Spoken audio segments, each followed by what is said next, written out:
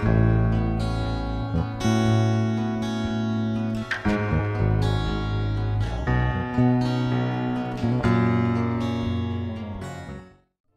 kasih Kristus menyertai kita semua. Kita ada di gerakan membaca Alkitab dalam 365 hari. Kini kita ada di hari ke-42. Jadikanlah membaca firman Tuhan dari Alkitab sebagai kesukaan kita. Sebab orang yang kesukaannya merenungkan Taurat Tuhan siang dan malam. Firman Tuhan katakan, ia seperti pohon yang ditanam di tepi aliran air. Ya, berhasil akan apa yang dikerjakannya. Dan karena itu kita akan baca.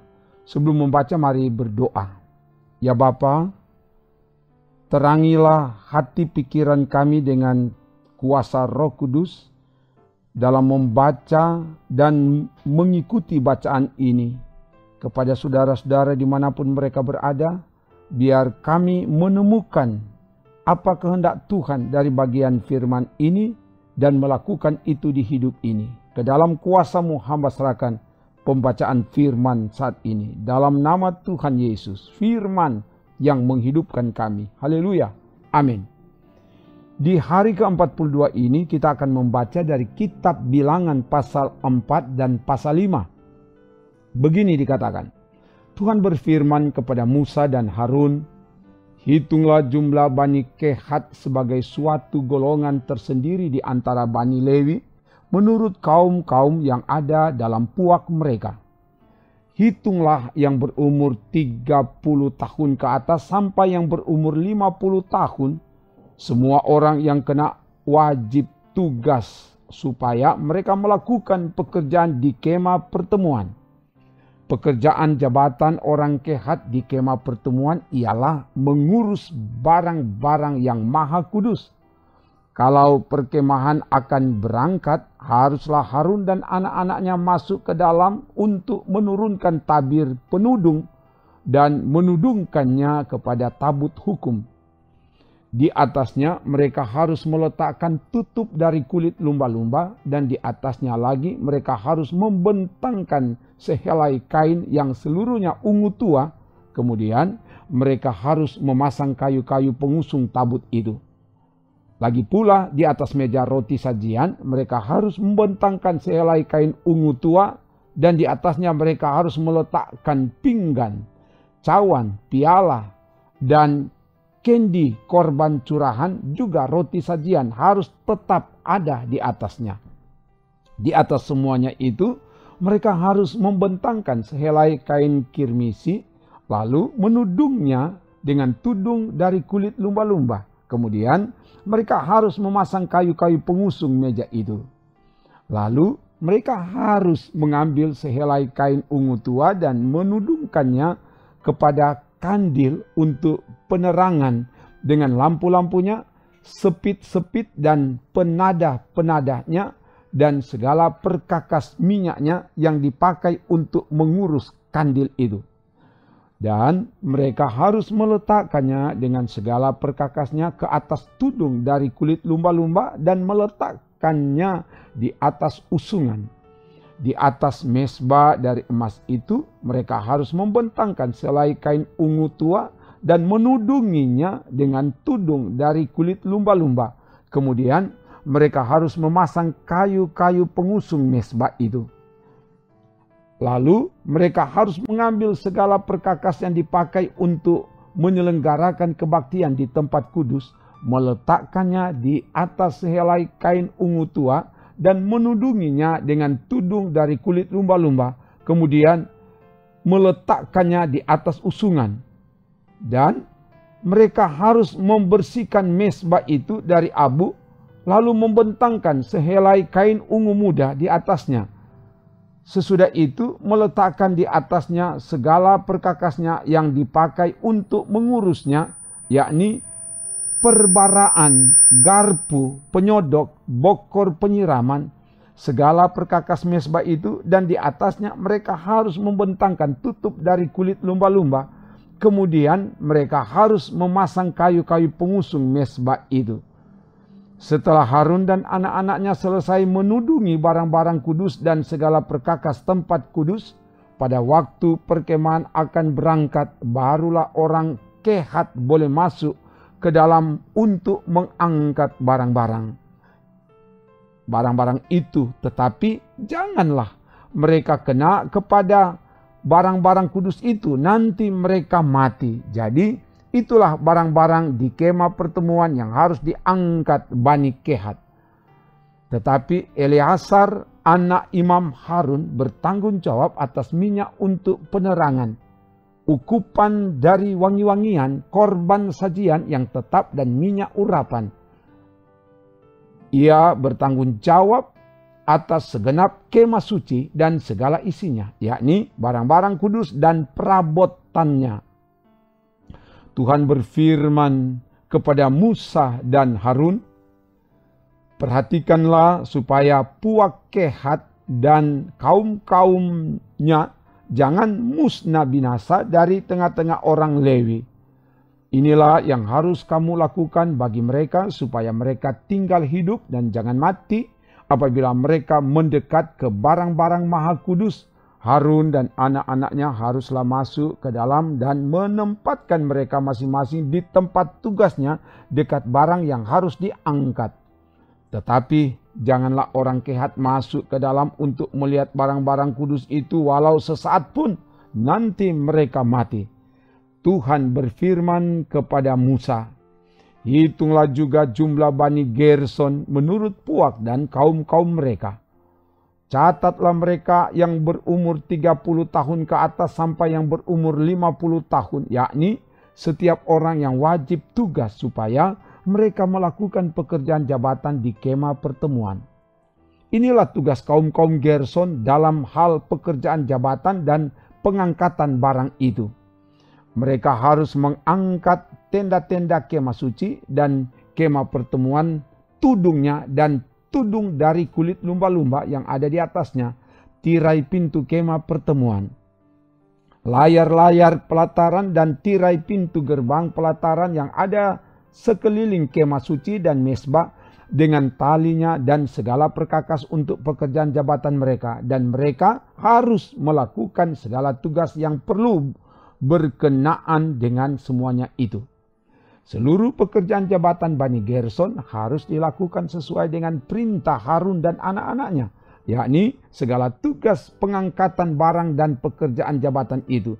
Kamu harus membuat mereka penanggung jawab atas segala yang harus diangkat mereka. Itulah tugas kaum-kaum Bani Gerson di kemah pertemuan. Mereka harus mengerjakan di bawah pimpinan Itamar, anak Imam Harun itu. Orang Merari haruslah kau catat menurut kaum-kaum yang ada dalam puak mereka.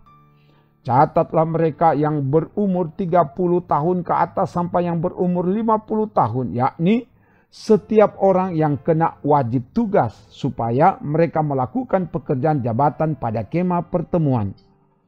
Inilah yang wajib diangkat mereka berhubung dengan seluruh pekerjaan jabatan mereka di kemah pertemuan. Papan-papan kemah suci, kayu-kayu lintangnya, tiang-tiangnya, alas-alasnya, tiang-tiang pelataran sekelilingnya, alas-alasnya, patok-patok dan tali-talinya, serta segala perkakasnya. Semuanya termasuk tugas mereka. Dengan terperinci haruslah kamu tunjuk perkakas yang wajib diangkat mereka itu. Itulah tugas kaum-kaum Bani Merari, yakni seluruh pekerjaan jabatan mereka di kemah pertemuan yang harus dilakukan di bawah pimpinan Itamar, anak Imam Harun. Demikianlah Musa dan Harun dengan para pemimpin umat Israel mencatat Bani Kehat menurut kaum-kaum yang ada dalam puak mereka, yakni orang-orang yang berumur 30 tahun ke atas sampai yang berumur 50 tahun. Setiap orang yang kena wajib tugas berhubung dengan pekerjaan jabatan di kemah pertemuan. Maka jumlah pencatatan mereka menurut kaum-kaum mereka ada 2.750 orang. Itulah orang-orang yang dicatat dari kaum-kaum Kehat, semua orang yang melakukan pekerjaan jabatan di kemah pertemuan, yakni mereka yang dicatat oleh Musa dan Harun sesuai dengan titah Tuhan dengan perantaraan Musa. Bani Gerson yang dicatat menurut kaum-kaum yang ada dalam puak mereka, yaitu orang-orang yang berumur 30 tahun ke atas sampai yang berumur 50 tahun, setiap orang yang kena wajib tugas berhubung dengan pekerjaan jabatan di kemah pertemuan. Jadi, mereka yang dicatat menurut kaum-kaum yang ada dalam puak mereka berjumlah 2.630 orang. Itulah jumlah pencatatan kaum-kaum Bani Gerson, semua orang yang melakukan pekerjaan jabatan di kemah pertemuan, yakni mereka yang dicatat oleh Musa dan Harun sesuai dengan titah Tuhan. Bani Merari yang dicatat menurut kaum-kaum yang ada dalam puak mereka, yaitu orang-orang yang berumur 30 tahun ke atas sampai yang berumur 50 tahun. Setiap orang yang kena wajib tugas berhubung dengan pekerjaan jabatan di kemah pertemuan. Jadi, mereka yang dicatat menurut kaum-kaum mereka berjumlah 3.200 orang. Itulah jumlah pencatatan kaum-kaum Bani Merari, yakni mereka yang dicatat oleh Musa dan Harun sesuai dengan titah Tuhan dengan perantaraan Musa. Semua orang Lewi yang dicatat oleh Musa dan Harun dengan para pemimpin Israel menurut kaum-kaum yang ada dalam puak-puak mereka, yakni orang-orang yang berumur 30 tahun ke atas sampai yang berumur 50 tahun, setiap orang yang wajib melakukan pekerjaan jabatan di kemah pertemuan dan pekerjaan pengangkatan barang. Jadi, mereka yang dicatat berjumlah 8.580 orang.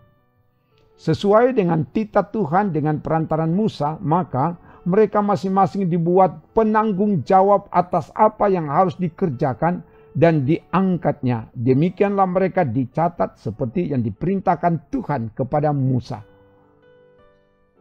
Tuhan berfirman kepada Musa, "Perintahkanlah kepada orang Israel supaya semua orang yang sakit kusta, semua orang yang mengeluarkan lelehan, dan semua orang yang najis oleh mayat disuruh meninggalkan tempat perkemahan. Baik laki-laki maupun perempuan haruslah kau suruh pergi. Keluar tempat perkemahan haruslah mereka kau suruh pergi, supaya mereka jangan menajiskan tempat perkemahan di mana aku diam di tengah-tengah mereka." Maka orang Israel berbuat demikian. Mereka menyuruh orang-orang itu meninggalkan tempat perkemahan seperti yang difirmankan Tuhan kepada Musa. Demikianlah diperbuat orang Israel. Tuhan berfirman kepada Musa, "Berbicaralah kepada orang Israel, apabila seseorang laki-laki atau perempuan melakukan sesuatu dosa terhadap sesamanya manusia, dan oleh karena itu berubah setia terhadap Tuhan sehingga orang itu menjadi bersalah, maka haruslah ia mengakui dosa yang telah dilakukannya itu, kemudian membayar tebusan sepenuhnya dengan menambah 1/5, lalu menyerahkannya kepada orang terhadap siapa ia bersalah. Tetapi apabila orang itu tidak ada kaumnya, kepada siapa dapat dibayar tebusan salah itu, maka tebusan salah yang harus dibayar itu menjadi kepunyaan Tuhan dan adalah bagian imam, belum terhitung domba jantan pendamaian yang dipakai untuk mengadakan pendamaian bagi orang itu. Dari persembahan-persembahan kudus yang disampaikan orang Israel kepada imam, persembahan khususnya adalah bagian imam. Sedang persembahan-persembahan kudus yang dibawa oleh seseorang adalah bagian orang itu sendiri. Hanya apa yang diserahkannya kepada seorang imam adalah bagian imam itu. Tuhan berfirman kepada Musa,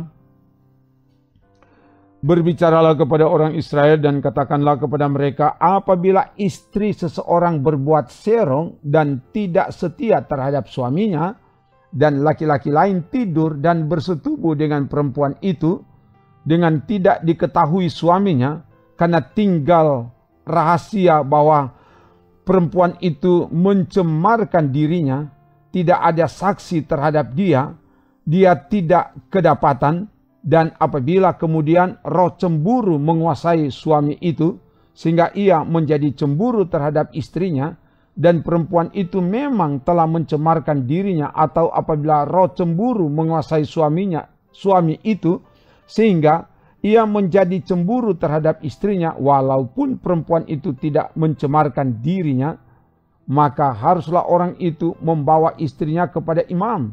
Dan orang itu harus membawa persembahan karena perempuan itu sebanyak 1/10 eva tepung jelai yang ke atasnya tidak dituangkannya minyak dan yang tidak dibubuhinya kemenyan, karena korban itu ialah korban sajian cemburuan, suatu korban peringatan yang mengingatkan kepada kedurjanaan. Maka haruslah imam menyuruh perempuan itu mendekat dan menghadapkannya kepada Tuhan. Lalu imam harus membawa air kudus dalam suatu tempayan tanah, kemudian harus memungut debu yang ada di lantai kemah suci dan membubuhnya ke dalam air itu. Apabila imam sudah menghadapkan perempuan itu kepada Tuhan, haruslah ia menguraikan rambut perempuan itu, lalu meletakkan korban peringatan, yakni korban sajian cemburuan, ke atas telapak tangan perempuan itu, sedang di tangan imam haruslah ada air pahit yang mendatangkan kutuk. Maka haruslah imam menyumpah perempuan itu dengan berkata kepadanya, jika tidak benar ada laki-laki yang tidur dengan engkau, dan jika tidak engkau berbuat serong kepada kecemaran, padahal engkau di bawah kuasa suamimu, maka luputlah engkau dari air pahit yang mendatangkan kutuk ini. Tetapi jika engkau, padahal engkau di bawah kuasa suamimu, berbuat serong dan mencemarkan dirimu oleh karena orang lain dari suamimu sendiri bersetubuh dengan engkau, dalam hal ini haruslah imam menyumpah perempuan itu dengan sumpah kutuk, dan haruslah imam berkata kepada perempuan itu, maka Tuhan kiranya membuat engkau menjadi sumpah kutuk di tengah-tengah bangsamu dengan mengempiskan pahamu dan mengembungkan perutmu. Sebab air yang mendatangkan kutuk ini akan masuk ke dalam tubuhmu untuk mengembungkan perutmu dan mengempiskan pahamu. Dan haruslah perempuan itu berkata, amin, amin. Lalu imam harus menuliskan kutuk itu pada sehelai kertas dan menghapusnya dengan air pahit itu. Dan ia harus memberi perempuan itu minum air pahit yang mendatangkan kutuk itu. Dan air itu akan masuk ke dalam badannya dan menyebabkan sakit yang pedih. Maka haruslah imam mengambil korban sajian cemburuan dari tangan perempuan itu, lalu menunjukkannya ke hadapan Tuhan dan membawanya ke mezbah. Sesudah itu haruslah imam mengambil segenggam dari korban sajian itu sebagai bagian ingat-ingatannya dan membakarnya di atas mezbah, kemudian memberi perempuan itu minum air itu. Setelah terjadi demikian, apabila perempuan itu memang mencemarkan dirinya dan berubah setia terhadap suaminya, air yang mendatangkan sumpah serapah itu akan masuk ke badannya dan menyebabkan sakit yang pedih, sehingga perutnya mengembung dan pahanya mengempis, dan perempuan itu akan menjadi sumpah kutuk di antara bangsanya. Tetapi apabila perempuan itu tidak mencemarkan dirinya, melainkan ia suci, maka ia akan bebas dan akan dapat beranak. Itulah hukum tentang perkara cemburuan, kalau seorang perempuan telah berbuat serong dan mencemarkan dirinya, padahal ia di bawah kuasa suaminya. Atau kalau roh cemburu menguasai seorang laki-laki, sehingga ia cemburu terhadap istrinya, ia harus menghadapkan perempuan itu kepada Tuhan, dan imam haruslah melaksanakan seluruh hukum ini kepada perempuan itu. Laki-laki itu akan bebas daripada salah, tetapi perempuan itu haruslah menanggung akibat kesalahannya. Demikian bacaan firman Tuhan dari Alkitab. Mari berdoa. Terima kasih Bapa, oleh pertolongan-Mu, Engkau telah menuntun, memampukan hamba-Mu untuk membacakan firman-Mu dari Alkitab. Semua yang mengikuti bacaan firman Tuhan ini dimanapun mereka berada, Tuhan menjamah biar firman Allah mengubahkan setiap orang. Sebab firman Tuhan katakan iman bertumbuh dari mendengarkan firman Tuhan. Biar terjadi pertumbuhan dan pada akhirnya kami mengalami sukacita di dalam kuasa Tuhan kini dan seterusnya. Dalam nama Tuhan Yesus. Haleluya. Amin. Demikian bacaan firman Tuhan dari Alkitab. Tuhan Allah oleh kasih-Nya akan terus menyertai, menolong, memberi hikmat kepada saudara yang tetap setia mengikuti gerakan membaca Alkitab ini. Kini dan seterusnya. Amin. Trims.